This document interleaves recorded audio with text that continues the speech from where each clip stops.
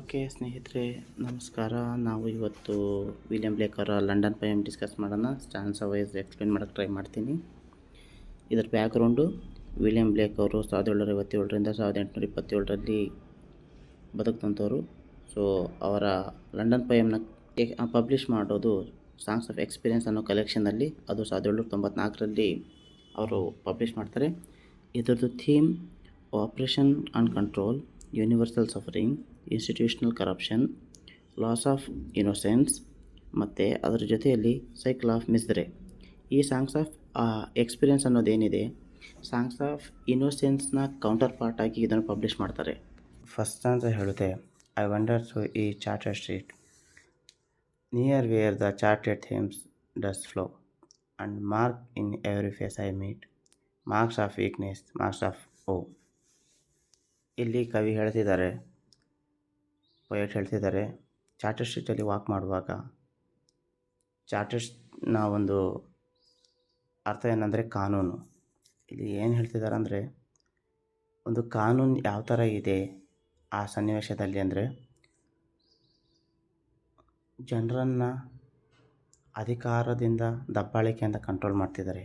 Even chartered Thames ಅನ್ನೋದು ಏನನ್ನು ಸೂಚಿಸ್ತದೆ ಅಂದರೆ, ಚಾರ್ಟೆಡ್ ಥೇಮ್ಸ್ ಅನ್ನೋದು ಒಂದು ನದಿ. ಥೇಮ್ಸ್ ಅನ್ನೋದೇ ಒಂದು ನದಿ. ಆ ನ್ಯಾಚುರಲಿಟಿನ ಸಹ ಇವರು ಕಂಟ್ರೋಲ್ ಮಾಡ್ತಿದ್ದಾರೆ. ಓಕೆ, ಸೊ ಈ ಪೊಯಮ್ನ ಸಾರಾಂಶ ಏನಂದರೆ, ಈ ಮೊದಲನೇ ಸ್ಟಾಂಜದಲ್ಲಿ ಮನುಷ್ಯನನ್ನು ಯಾವ ರೀತಿಯಲ್ಲಿ ದಬ್ಬಾಳಿಕೆಯಲ್ಲಿ ನಡೆಸ್ತಿದ್ದಾರೆ ಅನ್ನೋದನ್ನು ಅವನು ಎಕ್ಸ್ಪ್ರೆಸ್ ಮಾಡೋಕ್ಕೆ ಟ್ರೈ ಮಾಡ್ತಾನೆ. ಅದ್ರ ಜೊತೆಯಲ್ಲಿ ಆ ಮೋನಾರ್ಕಿ ಆಗಿರ್ಬೋದು, ಆ ಜೊತೆಯಲ್ಲಿ ಈ ಜನರ ಜೀವನವನ್ನು ಸುಧಾರಣೆಗೆ ಒಳಪಡಿಸಿದಂಥ ಭ್ರಷ್ಟ ಅಧಿಕಾರಿ ಮತ್ತು ಚರ್ಚ್ನ ದಬ್ಬಾಳಿಕೆ ಆ ಕಾಲದಲ್ಲಿ ಹೇಗಿತ್ತು, ಜನರನ್ನು ಚರ್ಚ್ನ ಆಳ್ವಿಕೆಯಲ್ಲಿ ಯಾವ ರೀತಿಯಲ್ಲಿ ದಬ್ಬಾಳಿಕೆ ಮಾಡಿ ನಂಬಿಕೆಗೆ ವಿರುದ್ಧವಾಗಿ ಅವರು ನಡೆಸ್ತಿದ್ರು ಅನ್ನೋದನ್ನು ತೋರಿಸ್ತಾರೆ. ಸ್ನೇಹಿತರೆ, ಎರಡನೇ ಸ್ಟಾನ್ಸ ಹೇಳುತ್ತೆ, in every cry of every man, in every infant's cry of fear, in every voice, in every ban, the mind forged manacles I here.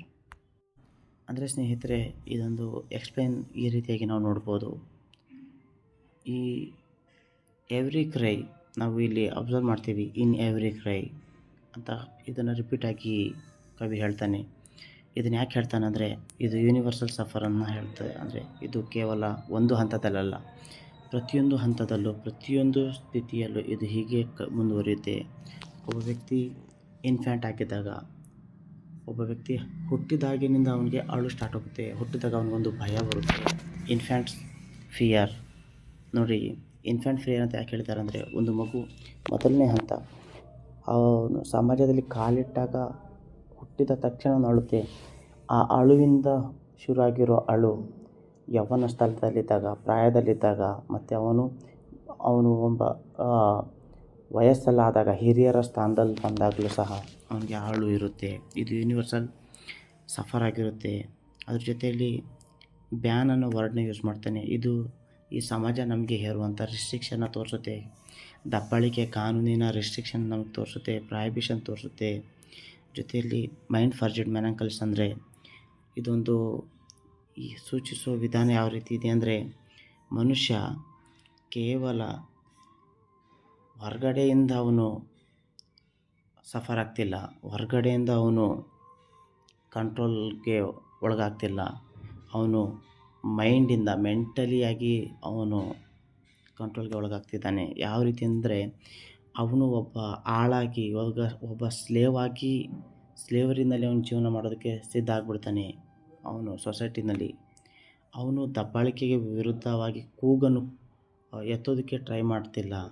ಅವನು ಟೋಟಲಾಗಿ ರಿಯಾಲಿಟಿನ ಅಕ್ಸೆಪ್ಟ್ ಮಾಡೋ ರೇಂಜಲ್ಲಿ ಸಹ ಅವನು ತನ್ನನ್ನು ತಾನು ದಬ್ಬಾಳಿಕೆಗೆ ಒಳಪಡಿಸ್ಕೊಬಿಡ್ತಾನೆ. ಸೊಸೈಟಿಯ ದಬ್ಬಾಳಿಕೆ ಆಗಿರ್ಬೋದು, ಕಾನೂನಾತ್ಮಕವಾದಂಥ ದಬ್ಬಾಳಿಕೆ ಇರ್ಬೋದು, ಅದನ್ನು ರಿಯಾಲಿಟಿಯಲ್ಲಿ ಅವನು ಅದನ್ನು ಕ್ವಶನ್ ಮಾಡೋದಕ್ಕೆ, ವಾಯ್ಸ್ ರೈಸ್ ಮಾಡೋದಕ್ಕೆ ಅವನಿಗೆ ಆಗದಿರೋಷ್ಟು ಅವನು ದಬ್ಬಾಳಿಕೆ ಒಳಗಾಗ್ಬಿಡ್ತಾನೆ ಅಂತ ಹೇಳ್ತಾರೆ. ಈ ಮೂರನೇ ಸ್ಟಾಂಜದಲ್ಲಿ ನಾವು ಏನನ್ನು ಅಬ್ಸರ್ವ್ ಮಾಡ್ಬೋದು ಅಂದರೆ, ಸ್ನೇಹಿತರೆ, ಇಲ್ಲಿ ಹೇಳ್ತಿದ್ದಾರೆ, how the chimney sweepers cry every blacking church appalls and the hopeless soldiers sigh runs in blood down palace walls.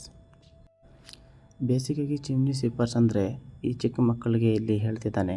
ಯಾಕಂದರೆ ಅದು ಚಿಮ್ನಿ ಅನ್ನೋದು ತುಂಬ ಚಿಕ್ಕದಾಗಿರುತ್ತೆ. ಅದು ಕೇವಲ ಚಿಕ್ಕ ಮಕ್ಕಳು ಹೋಗುವಂಥಷ್ಟು ಸ್ಪೇಸ್ ಇರುತ್ತೆ.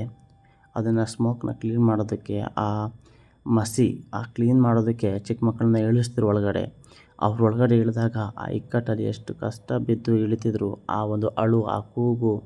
ಸೊ ಇದನ್ನು ಎಕ್ಸ್‌ಪ್ರೆಸ್ ಮಾಡೋಕ್ಕೆ ಟ್ರೈ ಮಾಡ್ತಾರೆ. ಎರಡನೇದಾಗಿ ಏನಂದರೆ, ಈ ಯಂಗ್ ಬಾಯ್ಸ್ ಏನಿದ್ದಾರೆ, ಸೊ ಒಂದು ಕೆಲಸ ಮಾಡೋದಕ್ಕೂ ಆಗದೇ ಇರೋಷ್ಟು ಬಾಧೆಯಲ್ಲಿ ಇದ್ದಾಗ ಆ ಚಿಕ್ಕ ಮಕ್ಕಳು ಅದರಲ್ಲಿ ಇಳಿದು ಕೆಲಸ ಮಾಡೋದು ತುಂಬ ಕಷ್ಟಕರವಾದಂಥ ಸಿಚುವೇಶನ್ ಇರುತ್ತೆ. ಆ ಒಂದು ಆ ಚರ್ಚ್ ಏನಿತ್ತು ದಬ್ಬಾಳಿಕೆ ಮಾಡ್ತಿತ್ತಲ್ಲ, ಅದು ಒಂದು ಸತಿ ಅದನ್ನು ನೆನಪಿಗೆ ತಗೋಬೇಕು. ಅದು ಶೇಮ್ ಆ್ಯಕ್ಟ್ ಮಾಡ್ತಿದೆ ಅಂತ ಹೇಳ್ತಾರೆ. ಎರಡನೇದಾಗಿ ಬ್ಲ್ಯಾಕ್ನಿಂಗ್ ಚರ್ಚ್ ಅಂದರೆ, ಸೊ ಇದೇನಂತ ಹೇಳ್ತಂದರೆ ಇಂಡಸ್ಟ್ರಿಯಲ್ ಸ್ಮೋಕ್. ಅಂದರೆ ಈ ಒಂದು ಇಂಡಸ್ಟ್ರಿಯಲ್ ಏರಿಯಾದಲ್ಲಿ ಒಂದು ಸ್ಮೋಕ್ ಬರುತ್ತೆ ಗೊತ್ತಲ್ಲ, ಅಷ್ಟು ಕಾರ್ಖಾನೆಯಿಂದ ಬರುವಂಥ ಸ್ಮೋಕ್. ಅದು ಸಿಂಬಾಲಿಕ್ ಆಗಿ ಏನನ್ನು ತೋರಿಸುತ್ತೆ ಅಂದರೆ ಕರಪ್ಷನ್ನ ತೋರಿಸುತ್ತೆ. ಆದರೆ ಯಾವ ರೀತಿಯಲ್ಲಿ ಇತ್ತಂದರೆ, ಒಂದು ಸ್ಮೋಕ್ ಯಾವ ರೀತಿಯಲ್ಲಿ ಕಣ್ಣಿಗೆ ಕಾಣಿಸುತ್ತೆ, ಒಂದು ಜಾಗದಿಂದ ಹೊರಡೋ ಸ್ಮೋಕ್ ಹೊಗೆ, ಅದೇ ರೀತಿಯಲ್ಲಿ ಕರಪ್ಷನ್ ಅನ್ನೋದು ಆ ರೀತಿಯಾಗಿ ಕಾಣಿಸ್ತಿದೆ ಜನರಿಗೆ. ಆದರೂ ಅದ್ರ ಪರವಾಗಿ ಮಾತಾಡೋಕ್ಕೆ ಯಾರೂ ಇಲ್ಲ ಅನ್ನೋದನ್ನು ಇಲ್ಲಿ ಹೇಳುತ್ತೆ. ಇನ್ನೊಂದು ಏನಪ್ಪ ಅಂದರೆ, ಹೋಪ್ಲೆಸ್ ಸೋಲ್ಜರ್ಸ್ ಅಂದರೆ ಇಲ್ಲೇನೆಂದರೆ, ಕವಿ ಹೇಳ್ತಿದ್ದಾನೆ, ಆ ಸೋಲ್ಜರ್ಗೆ ಜೀವದ ಮೇಲೆ ಆಸಕ್ತಿನೇ ಹೋಗ್ಬಿಟ್ಟಿದೆ. ಯಾಕಂದರೆ ಪ್ರತಿಯೊಂದು ರಾಜಮನೆತನದ ಸೇಫ್ಟಿಗಾಗಿ ಸೈನಿಕರು ಹೋರಾಡಬೇಕು. ಆದರೆ ಆ ಸೈನಿಕರಿಗೆ ಯಾವುದೇ ರೀತಿಯಲ್ಲಿ ಆ ರಾಜಮನೆತನದಿಂದ ಪ್ರೊಟೆಕ್ಷನ್ ಇರಲಿಲ್ಲ. ಅವ್ರಿಗೆ ಯಾವುದೇ ಸೇಫ್ಟಿ ಗ್ಯಾರಂಟಿ ಇರ್ತಿರಲಿಲ್ಲ. ಬಟ್ ಅವರಲ್ಲಿ ಅಳಬೇಕಿತ್ತು. ಅದನ್ನು ಹೇಳ್ತಿದ್ದಾನೆ, runs in blood down palace wall. ರಾಜ ಸಿಂಹಾಸನದ ಮೇಲೆ ಇರ್ತಾನೆ, ಆದರೆ ಬ್ಲಡ್ ಆ ಒಂದು ಅರಮನೆ ಸುರಕ್ಷಿತವಾಗಿ ಇದೆ ಅನ್ನೋದಕ್ಕೆ ಆ ಯೌವನಸ್ಥ ಸೋಲ್ಜರ್ಸ್ ಸೈನಿಕರ ಒಂದು ರಕ್ತ ಪ್ರತಿಯೊಂದು ಗೋಡೆಯ ಮೇಲೆ ಇದೆ ಅನ್ನೋದನ್ನು ಸೋಲ್ಜರಲ್ಲಿ ಹೇಳ್ತಾನೆ. ಇಲ್ಲಿ ರಾಜಮನೆತನ, ಅಧಿಕಾರ, ಮೊನಾರ್ಕಿ ಅದರ ಜೊತೆಯಲ್ಲಿ ಚರ್ಚ್ನ ದಬ್ಬಾಳಿಕೆನ ಡೈರೆಕ್ಟಾಗಿ ಅವನು ಹೇಳ್ತಾ ಇದ್ದಾನೆ. ಓಕೆ, ಈ 4ನೇ ಸ್ಥಾನದ ನಾವೀಗ ನೋಡೋಣ. ಇದರಲ್ಲಿ ಕವಿ ಹೇಳ್ತಿದ್ದಾರೆ, but most through mid night streets I here. ನಾನು ಈ ಮಧ್ಯರಾತ್ರಿಯಲ್ಲಿ, ನಾನು ಈ ನಡು ಬೀದಿಯಲ್ಲಿ ನಾನು ಕೆಲವೊಂದು ಶಬ್ದ ಕೇಳಿಸ್ಕೊತೀನಿ. ಅದು ಯಾವುದಂದರೆ, ಹೌ ದ ಯೂತ್ಫುಲ್ ಹಾರ್ಲೆಟ್ಸ್ ಕರ್ಸ್. ಈ ಮಧ್ಯರಾತ್ರಿಯಲ್ಲಿ ಈ ನಡು ಬೀದಿಯಲ್ಲಿ ನಾನು ಕೇಳಿಸ್ಕೊಳ್ಳೋ ಶಬ್ದ ಯಾವುದು ಅಂದರೆ, ಅದು ವೇಶ್ಯೆಯರ ಕೂಗು, ಅವ್ರು ಹಾಕುವಂಥ ಶಾಪ, blasts the new born infants tear. So ವೇಶ್ಯಾವಾಟಿಕೆಯಿಂದ ಹುಟ್ಟೋ ಮಕ್ಕಳನ್ನು ಬೀದಿಯಲ್ಲಿ ಹಾಕಿದ ಆ ಕೂಗು, ಅವರ ಆ ಶಾಪ ನಾನು ಕೇಳಿಸ್ಕೊತೀನಿ. And blights with plagues the marriage hearse. So ಇಲ್ಲಿ ಕವಿ ಹೇಳ್ತಿದ್ದಾನೆ, ಮಿಡ್ನೈಟ್ ಸ್ಟೇಟ್ ಅಂದರೆ ಡಾರ್ಕ್ನೆಸ್, ಅದ್ರ ಜೊತೆಯಲ್ಲಿ ಸೀಕ್ರೆಸಿ ಆ್ಯಂಡ್ ಇಮ್ಮಾರಲಿಟಿ. ಅಂದರೆ ಮಧ್ಯರಾತ್ರಿ ಏನನ್ನು ಸೂಚಿಸುತ್ತಂದರೆ, ಈ ಕತ್ತಲು ಅಂದರೆ ಅದರಲ್ಲಿ ನಡೆಯುವಂಥ ಕೆಲವೊಂದು ಬೆಳಕಿಗೆ ಬಾರದ ಕೆಲವೊಂದು ನಿಜ. ಇದನ್ನು ಅವನು ಹೇಳೋಕ್ಕೆ ಟ್ರೈ ಮಾಡ್ತಿದ್ದಾನೆ ಸ್ನೇಹಿತರೆ. ಜೊತೆಯಲ್ಲಿ ಅವನು ಹೇಳ್ತಿದ್ದಾನೆ, ಯೂತ್ಫುಲ್ ಹಾರ್ಲೆಟ್ಸ್ ಕರ್ಸ್ ಅಂದರೆ ಯಂಗ್ ಪ್ರಾಸ್ಟಿಟ್ಯೂಟ್. ಅದ್ರ ಜೊತೆಯಲ್ಲಿ ಆ ಪ್ರಾಸ್ಟಿಟ್ಯೂಟ್ ಆಗೋದಕ್ಕೆ ಕಾರಣ ಅದರಿಂದ ಹುಟ್ಟುವ ಮಗು, ಮತ್ತು ಅದರಿಂದ ಆಗುವಂಥ ನೆಗ್ಲಿಜೆನ್ಸಿ, ಮತ್ತು ಅವ್ರಿಗೆ ಆಗುವಂಥ ಕೆಲವೊಂದು ಕಾಯಿಲೆಗಳು. ಅದ್ರ ಜೊತೆಯಲ್ಲಿ ಆ ಮಗು ಯಾವ ರೀತಿಯಾಗಿ ಸಫರ್ ಆಗುತ್ತೆ ಅಂದರೆ, ಇಲ್ಲಿ ಮಗು ಅನ್ನೋದಕ್ಕಿಂತ ಮಗುನ ಇನ್ನೋಸೆನ್ಸ್ಗೆ ಕಂಪೇರ್ ಮಾಡಿದ್ರೆ, ಆ ಇನ್ನೋಸೆನ್ಸ್ ಮೇಲೆ ಆಗುವಂಥ ಕರಪ್ಷನ್ ಅವನು ಹೇಳೋಕ್ಕೆ ಟ್ರೈ ಮಾಡ್ತಿದ್ದಾನೆ. ಓಕೆನಾ. ಮಧ್ಯರಾತ್ರಿಯಲ್ಲಿ ಕರಪ್ಟೆಡ್ ಜನರು ಯಾವ ರೀತಿಯಾಗಿ ಸಾಮಾನ್ಯ ವರ್ಗದ ಜನರ ಮೇಲೆ ದಬ್ಬಾಳಿಕೆ ಮಾಡ್ತಾರೆ, ಮತ್ತು ಆ ಸಾಮಾನ್ಯ ಜನರಿಗೆ ಆಗುವಂಥ ನೋವುಗಳು, ಅವರ ಕೂಗು, ಇದನ್ನು ಈ 4ನೇ ಸ್ಥಾನದಲ್ಲಿ ಹೇಳ್ತಾನೆ. ಮ್ಯಾರೇಜ್ ಹಿಯರ್ಸ್, ಇದೊಂದು ಯಾವ ಸಿಂಬಲಲ್ಲಿ ಇದೆ ಅಂದರೆ, ಪ್ರೀತಿ ಅನ್ನೋದು ಜನರ ಮಧ್ಯದಲ್ಲಿ ಇಲ್ಲ, ಒಂದು ಲವ್. ಅಂದರೆ ಈ ಜನರು ಕೇವಲ ದೈಹಿಕವಾಗಿ ಉಪಯೋಗಿಸ್ಕೊಳ್ಳೋದು, ಅಥವಾ ಹೆಣ್ಣು ಅನ್ನೋ ಪದನ ಕೇವಲ ತಮ್ಮ ಸ್ವಾರ್ಥವಾಗಿ ಬಳಸ್ಕೊಳ್ಳೋದು, ಆಮೇಲೆ ಅವ್ರನ್ನ ಯಾವ ರೀತಿಯಾಗಿ ದಬ್ಬಾಳಿಕೆ ಮಾಡೋದು ಅನ್ನೋದನ್ನು ಇಲ್ಲಿ ತೋರಿಸ್ಕೊಡ್ತಿದ್ದಾರೆ. ಸ್ನೇಹಿತರೆ, thank you for your support. ನಾನು ರಿಕ್ವೆಸ್ಟ್ ಮಾಡಿದೆ ಏನಂದರೆ, ಚಾನಲ್ ಸಬ್ಸ್ಕ್ರೈಬ್ ಮಾಡಿ, ನಿಮ್ಮ ಸ್ನೇಹಿತರ ಜೊತೆ ಶೇರ್ ಮಾಡಿ. ಜೊತೆಗೆ ನಿಮಗೆ ಯಾವ ಟಾಪಿಕ್ ಮೇಲೆ ವೀಡಿಯೋ ಬೇಕು ಅಂತ ತಿಳಿಸಿದ್ರೆ ನಾನು ಆಮೇಲೆ ವೀಡಿಯೋ ಜೊತೆಲಿ PDF ಕೂಡ ನಾನು ಪ್ರೊವೈಡ್ ಮಾಡೋಕ್ಕೆ ಟ್ರೈ ಮಾಡ್ತೀನಿ. ಸೊ ನನ್ನ ಈ ಚಿಕ್ಕ ಪ್ರಯತ್ನಕ್ಕೆ ನಿಮ್ಮ ಸಪೋರ್ಟ್ ಸದಾ ಹೀಗೆ ಇರಲಿ. Thank you.